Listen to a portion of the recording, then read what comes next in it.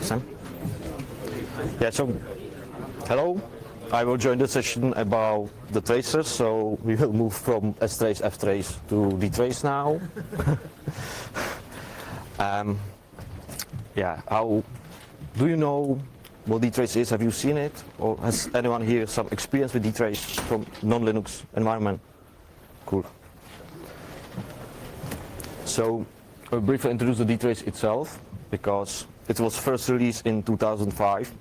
It was designed for Sun Solaris at the time, and it was the answer for performance and observability of a system, so we can support the customers of Sun servers and so on.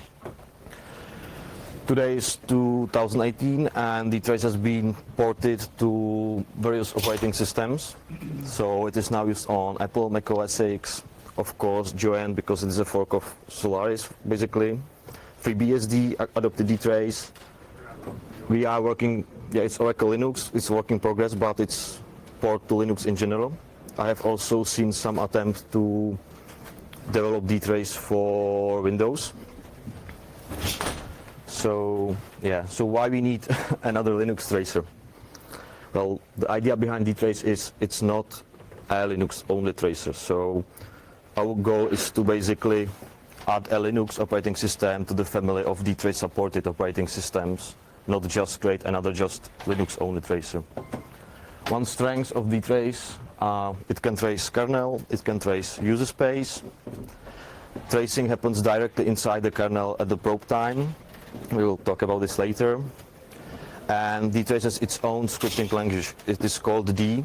It is a basically superset of C programming language, so it's very simple and yet quite powerful. I will show it on the examples I have. Yeah, and because it was released in 2005, we have been using it at Sun and Oracle for about a decade to troubleshoot production machines of our customers. And also another benefit is there are a lot of books and documents about DTrace already. So it is not a new technology, it is new for Linux. So I think one of the key differentiators is with DTrace you have everything what you need. So there is no need to install external toolchain compilers. There is no need, it does not produce a kernel modules you need to load. So it is designed to be used in environments where, for example, you need to sign the kernel modules which are trusted. So you cannot just load something into kernel. Yeah, so basically that's it. So I will briefly describe some basics of how DTrace works. So from your user perspective, the workflow is similar to eBPF and BCC kind of tools. Well, that's because this is the predecessor of those tools. So you write some tracing script in the D language. The script gets compiled into a bytecode, which uses DTrace instruction format. So we have an in-kernel machine that interprets this bytecode. Before we start interpreting anything, we verify that the bytecode is safe, because DTrace was meant to be run on production machines. So part of the protection is the restriction on the language side, so you cannot use loops, for example, to not create something which will stop CPU for too long time. And also we verify that the produced bytecode, because someone else can send something down the kernel, is safe to use. If everything is fine, we basically enable the probes and start processing the actions, recording the data to the tracing buffers.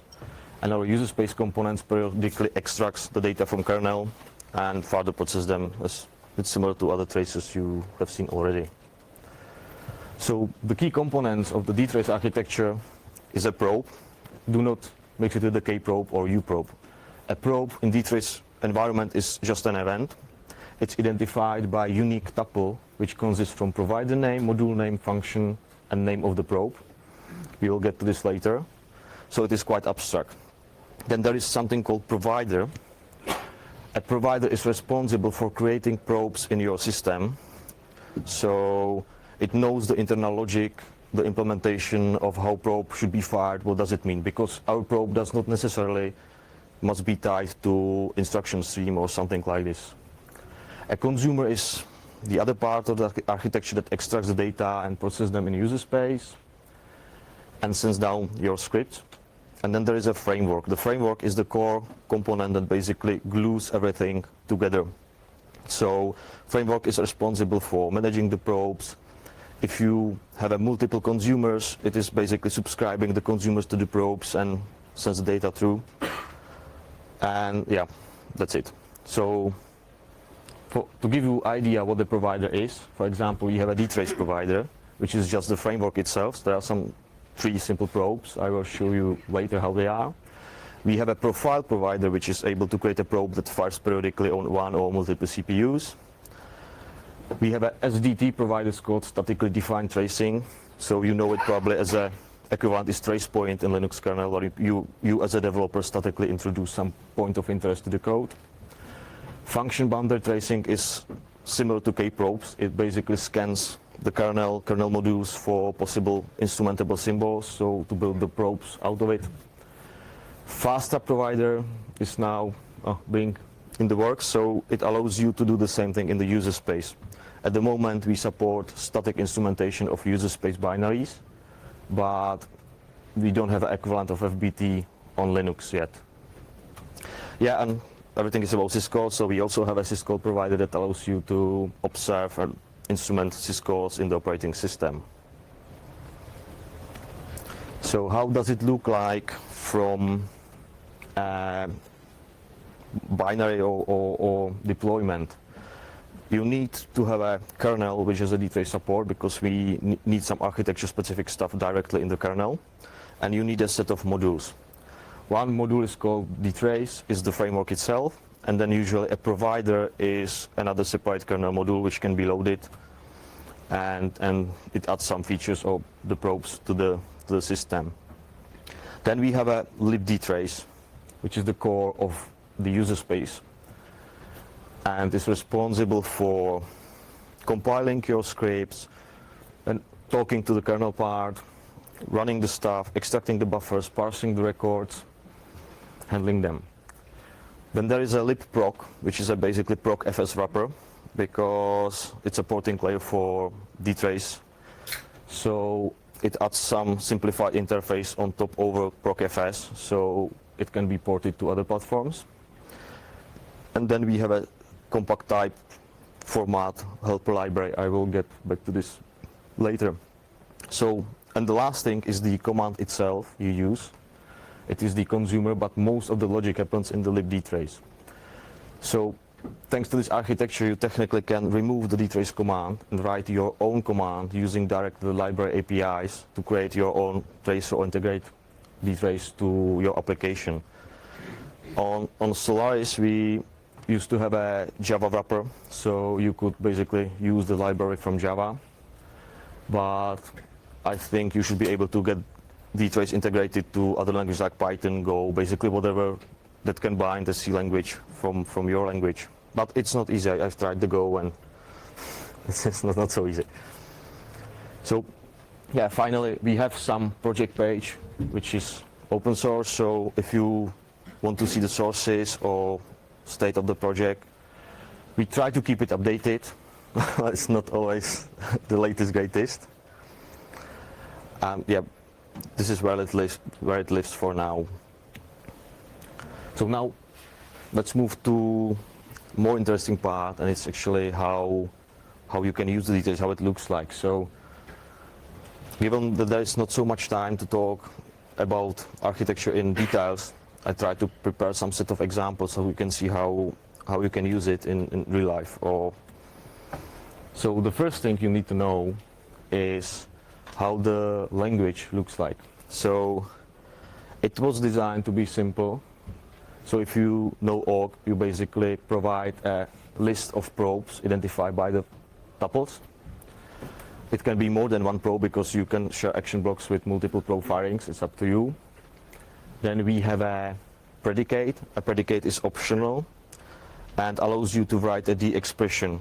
And if the expression evaluates to true, the action block is executed in the kernel. If expression is false, we just skip it away. So it serves to allow you to quickly filter out the stuff just directly when we are at the probe firing point. Yeah, DTrace actions, you will see some of them, but basically you can work with variables. You can call something which looks like C functions, and that's it. Your script is executed from top to bottom, and you can have multiple action blocks for the same probe. it will be executed from top to bottom.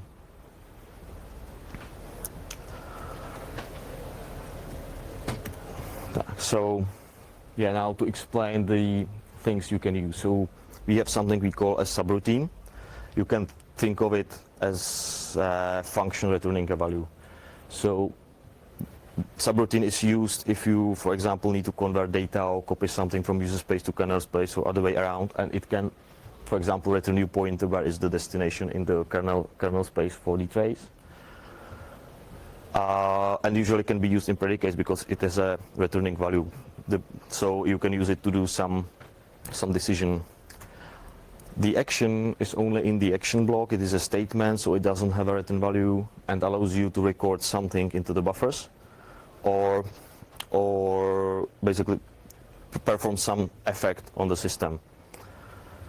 So the actions can be executed in two places: straight in the probe context, where we basically disabled scheduling interrupts, so it will happen on spot, or later in user space. In that moment, basically the action is not in sync with the probe firing, but for some actions it does not make sense to do them in the kernel just to save CPU cycles.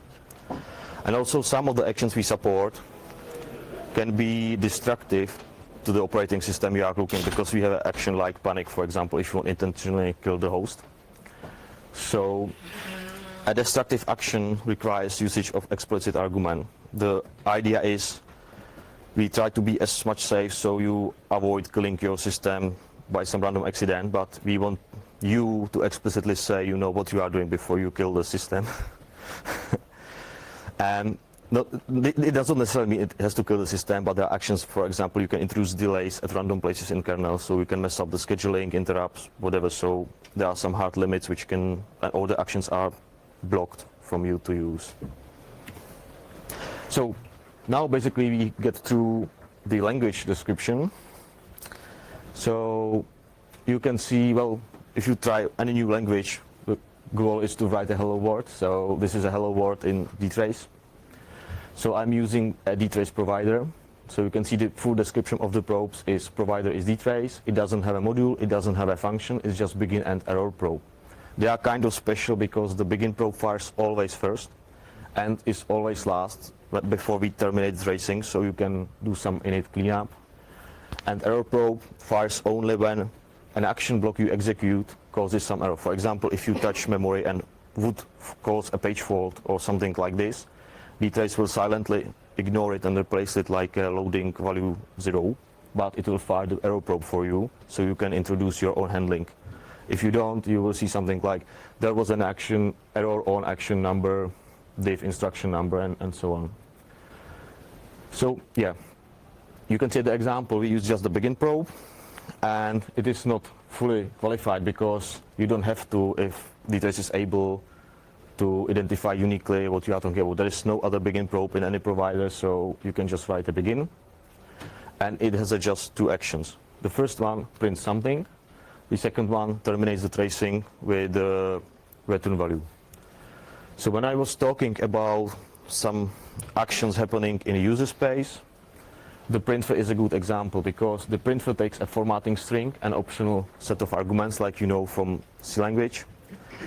But if we would try to assemble the final string in kernel, we would just waste CPU cycles. So what we do, we store only the arguments in kernel and then pass it through to the user space. And when we are in user space, we do the final string formatting and the print. So it just balances the performance between kernel and user space. So one great feature about DTrace is that the framework knows about every available probe to you, and you can list it. So you can think about that FBT is similar to K-probes. It has we support only return and entry points, return and entry points to a function. We don't support arbitrary instrumentation, but technically we can add, for example, K-probe provider and use K-probes underneath. But the great thing is you can list the probes, so when you come to some random system, you know nothing about it, you can at least, as a first step of debugging, take a look what's available for you to use. Oh, past slide is missing. So you can do more. You don't have to list all the probes, you can just provide some partial specifications, so you can list just a subset of probes that matches what you are trying to look for. And you can look more detailed description of a probe. So as you can see, it's just some kernel identifier, provider name, module, function, yeah, and somewhere here is probe name. But in addition, because on Solaris it is usually a lot of about stability and backward compatibility, you have some stability attributes for every probe. This is interesting if you want to implement a script and don't want that script got broken like next day when we change the kernel. We basically give you some description how stable the probe itself is, so whether it will exist tomorrow or not. You can see private, identifier names means it is our private, we can change it whenever we want. But for probe arguments you can see it is evolving, which gives you there is some document about this, what are possible kinds of types, but basically it shows you like we will change it probably in future, but not today or on daily basis, so you can base your script on top of it. And the last interesting thing is that for some probes we can say you what is the type of an argument a probe will get, so you know what structure or type you can access from the descript itself. So one of the most powerful things in DTrace are aggregations.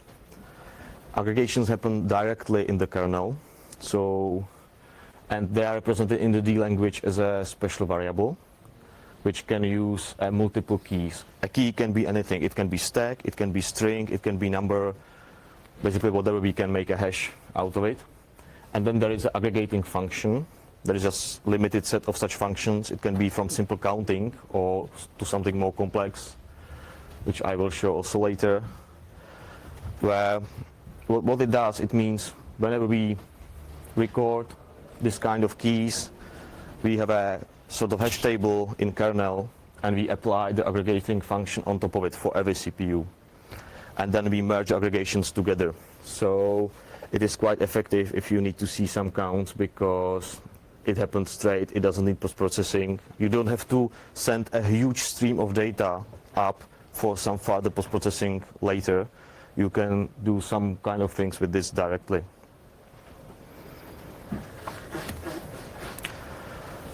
So, in addition to aggregating variables, of course, we have some built-in variables which are accessible for you in the D language itself. It's probably better to see documentation, but just to give you an idea what it is, there is a current thread variable which always holds a pointer to the running thread or task on a CPU at the moment when the probe fires. Current PS info is equivalent but for a process. We have a timestamp, which is something like clock monotonic kind of time, so you can sort the events based on time. We have a wall timestamp, which is real wall clock time based on the system time. And each probe can have some arguments like arg0, arg9. Everything is exposed to variables. This kind of variables is not typed. If I got a few slides back, you will see there is a slight difference when I listed the probe. This is an array. So if we know the types, we expose you a variable which is an array, and argument index, the argument number is indexed to this array, so you can access it directly as a typed argument. If we don't have it, you have some built-in variables which will be like 64-bit integers, that's it.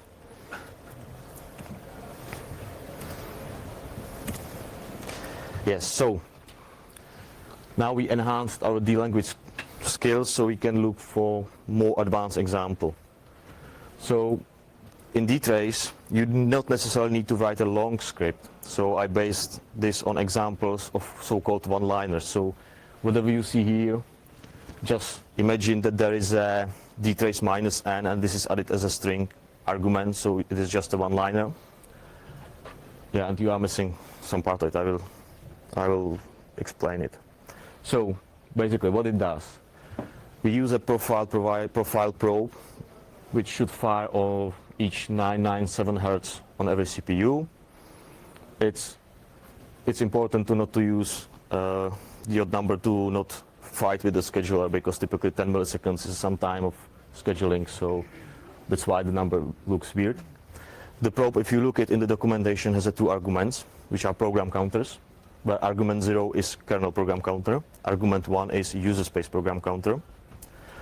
So whenever timer fires, you know based on which variable is non-zero, whether you are in user space or kernel space context. And then I have an aggregating variable. The variable is anonymous, so it's just, and the name is missing, which just means DTrace will print it at the end because it is very simple script, so I don't need to use some variable name. And I'm using 2 keys. One key is the process ID, and the second key is the executable name. And what the part you're missing is it equals to count. So the aggregating function just bumps counter each time we see the same key value pair. So if you run DTrace this time, you will see it had found 1 probe, and the output will be, this is the PID, this is the exec name, yeah, again somewhere here, are the numbers. So it is sorted from smaller to higher, so I have a 51 for the top process. So what basically we did in this example, we created a user space profiler just with 1 line that monitors every CPU and accounts for every program counter in the user space. So we know the top, because it was my VM back in office, was running just the top and nothing else. So if we just swap the arg1 to arg0, we change it to kernel profiler, because arg0 is, if there is no test, it's basically a test for if value is 0 or not of the argument. So now we are testing whether a kernel pointer is set to something, and if it is, we aggregate. And remember, I was talking about the subroutine. So the func is a subroutine which takes a pointer and gives you back a string name or a symbol. So again, if you run the DTrace, you will see that the output is exactly the same. It gives you the symbol names and yeah, the counts. So the most often called function in Linux kernel was native save hold, because most of the virtual CPUs were idle.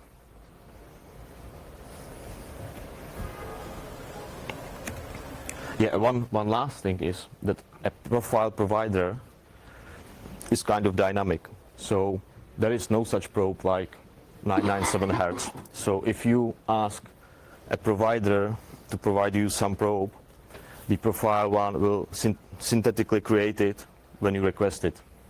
And if the probe exists, it gets reused because the framework duplicates the existing stuff. So this is just one interesting. So not everything must be present from loading the provider module. It can come up to life dynamically. Yeah. So now let's talk a bit about the variables itself of the D language.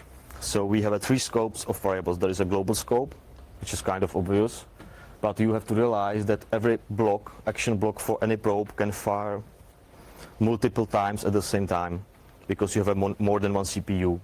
There is no synchronization, because synchronization means matrix for locks, and we are in kernel holding interrupts and schedulers, so global variables are problems of race conditions.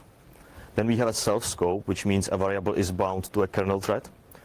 So whenever you write something, you can, in completely different probe, extract the value back because it's bound to the kernel thread. And this variable is per probe, which is interesting for you if you have a multiple action blocks for the same probe. You can fill in something local for at the first call and then use it subsequently later to shorten down the processing time. Yeah. Global stuff is like a compiler, so if it is statically allocated, we have a memory for it. If it's dynamically, it's basically allocated by your first store. And whenever you set a value of dynamic variable to 0, it will get garbage collected and freed. If you run out of or memory leak the dynamic variables, you will see something errors like I don't have memory, dynamic variable drop, and so on. We have a support for arrays, but array even indexed by integer is always associative because it's based on this dynamic variable stuff. So to get quickly to the types, D is a superset of C. We are not using dwarf because debug info is not always installed on production machine. It can be big, and DTrace historically is based on CTF. CTFs are smaller, because at kernel build time we deduplicate the dwarf to create a small description of CTFs, and we either put them in a kernel modules or have an archive next to the kernel which is shipped in RPM. So we have a this way type information, or at least some subset reasonable for DTrace, always available on production machine. So if I come back to the profile provider and just again change the aggregation, you can see I'm using the built-in variable which is current thread, which has a type because we have a type system, and I can dereference it, which means now I'm basically picking an internal member of the task struts from Linux kernel and aggregating by name. So it is profiler that shows you the names of threads that have been seen on CPU. Yeah, given the time constraint, DTrace has many options. Like I bet we probably run out of the alphabet, the lowercase and the uppercase, but there's no problem. We have a -x, so a compiler you can provide a key equals value. You can change a lot of things. Interesting one is the buffer switching policy. By default, we have two buffers. One is being recorded, one is being extracted.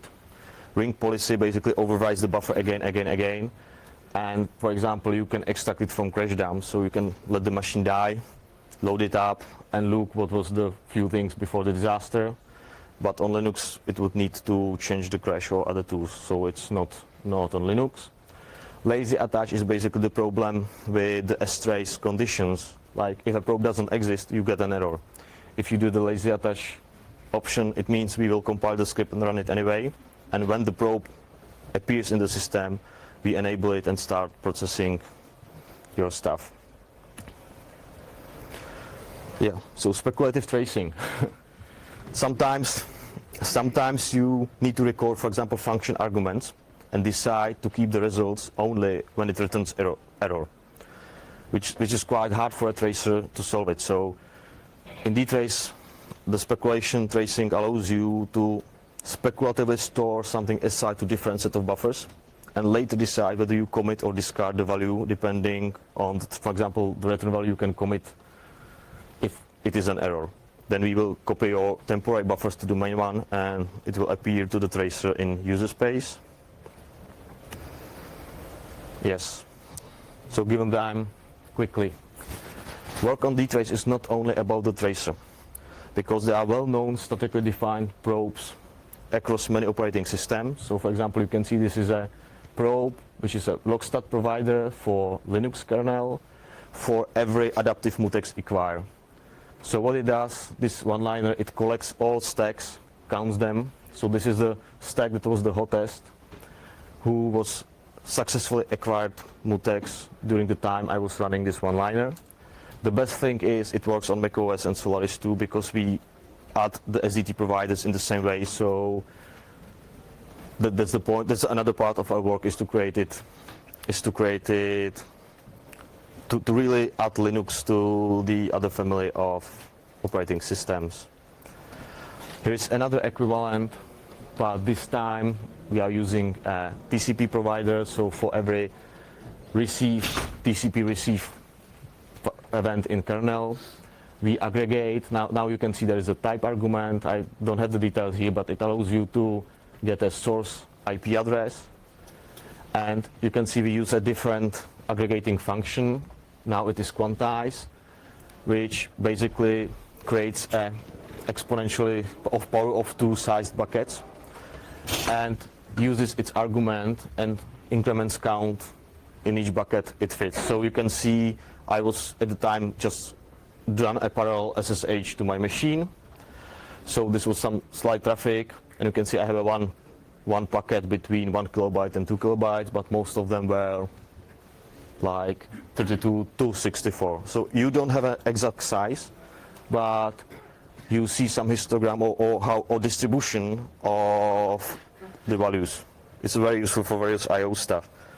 And also this is printed for each address in the aggregation. So if I would have a multiple parallel connection, you would see different source IPs with the different histogram inside it. So now a different example, typically from the support case. Like someone wakes you up and just say, hey, something's going on with my machine, tell me what it is. good. You don't know the machine, you know nothing about the environment.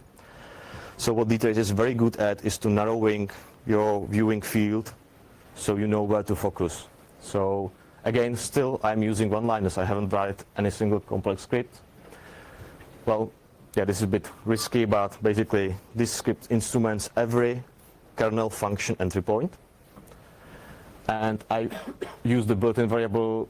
As I said, the probe is a tuple. So we have a built-in variable which which allows you access to the part of the tuple of the probe definition, which is quite effective because each time the probe fires, you know what is their name. And we aggregate it by the module where the probe resides. So I just run it for a while, terminate, and boom, surprisingly, VM Linux is, yeah, well, biggest candidate you can't see, but it's like 700,000 times has been hit something from VM Linux. So the next step is, okay, so what the kernel is doing, and we just restrict the FBT probes to the kernel itself and start aggregating by the function. Yeah, you can use wildcard, so you can use something like VM Linux asterisk, or if you leave it empty, DTrace will match everything. It's just a wildcard, so this matches every entry symbol from the kernel itself. And we aggregate by the function, which is exactly the missing point in the probe description. So what you get, you find out that this is the hottest function called in the kernel. Yeah, well, this is this is something I have changed recently because I moved from interrupt handling to log-free algorithm, and result is this will be always the hottest because we are looking in the kernel itself. The machine was idle, so let's take a look for the string compare because someone was calling string compare like 12,000 times. So your next question is usually, why are you calling string compare so often? So as you can see, we again narrow down the FBT description and start aggregating based on stacks. So this is just the hottest stack, which was at the top with the highest number. And you can see we are doing some security context to SID comparison, which is probably based on string compare. But most importantly, if you go bottom to the stack, it calls from OpenSyscall. So it is a result of a user space activity. So at this point, you need to know who the hell in the user space is doing so much syscalls. So I switch a provider, use the OpenSyscall probe, and aggregate based on process ID and exec name. Wow, it's DTrace, and it is done 128 times. Interesting. So what next? Keep the syscall, but we restrict it to the DTrace itself, and aggregate based on the first argument of the OpenSyscall. Because the argument lives in user space, we need to use copy in string to get it to the kernel so DTrace can work on it. So this is one way you can do, or because we have narrowed the field down, you can pick your tool, because probably maybe you know better than I how to debug the stuff. And you will see that most of the time it was opening something like this. Because in the DTrace we have a call which does p online and checks for how many available CPUs you have on a system. And that's evidently implemented by iterating over this kind of path. Checking for some reason 128 CPUs on my 8 CPU sized VM. If there would be a user space implemented, we could follow with the user space stacks directly from this example with DTrace and just switch towards the user space tracing. So briefly, we are running out of time, so now the script is more complex, but every syscall a thread does, we set a per thread variable t to 1.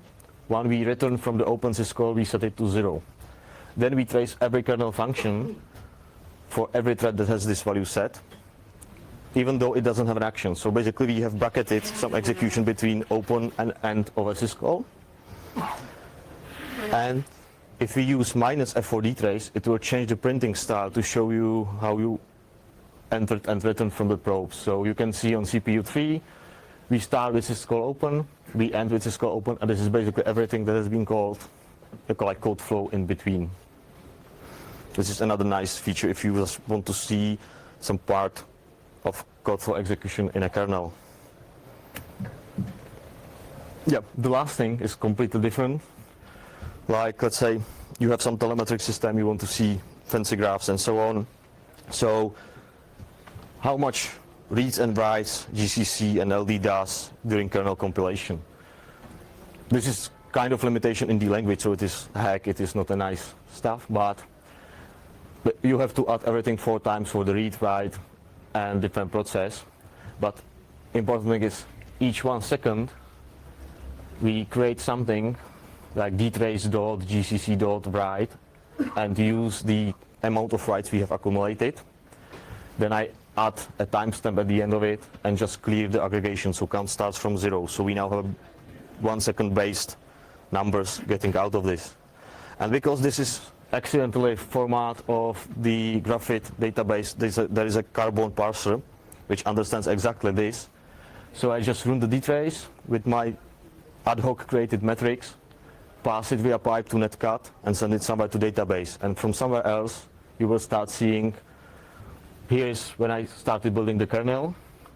Yeah, and here is where the link time happened. And because kernel has like 300 megabytes and there are 2, in our case 3 rounds of linking, it's like here, but you can't see it. I can show you on the computer. Yeah, I know this quick round, but questions?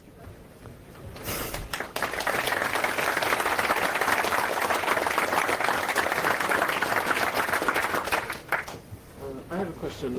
Are there probes for Java virtual machines as well, and are there? Not yet, because they are tied to the user space. Okay. Well, if there is a USDT, then yes, but I think on Sans Java there is an option which forces the JIT to generate the SDT instrumented code. I'm not so sure about the Open JDK. All right. Okay. But I think Perf and BCC and other tools do something about it, so I bet there will be. Okay.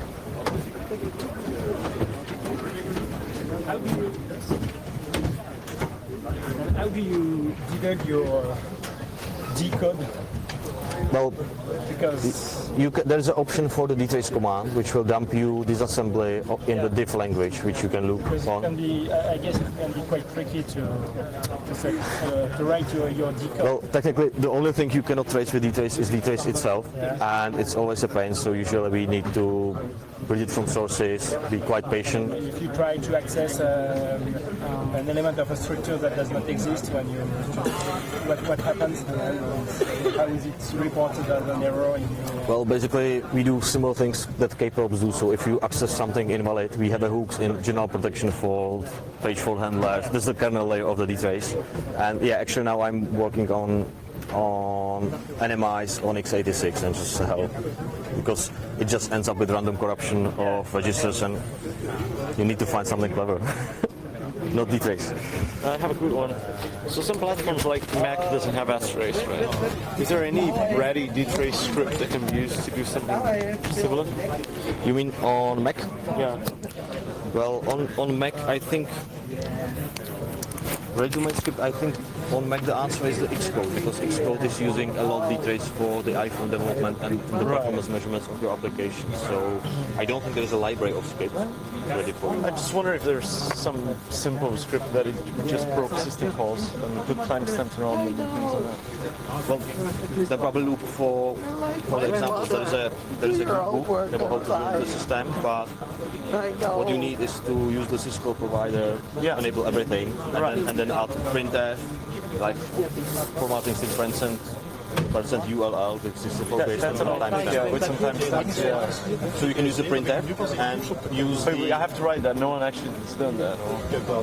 well, because it's like 4 lines of code. Probably it doesn't exist. Okay. Because people just write it. Just write it. Okay, I thought it would be something simple. And then There used to be something called used to be something called DTrace Toolkit, Okay. which was a set of scripts, and I'm not sure if it's. Maybe it's there in the examples. But basically died because the auto moved. One of the auto DTrace moved to the EBPF on BCC, so he's not doing the same thing on BCC. So Okay. Well, I'll have a look. We'll try it out. Thanks. yeah. Good talk.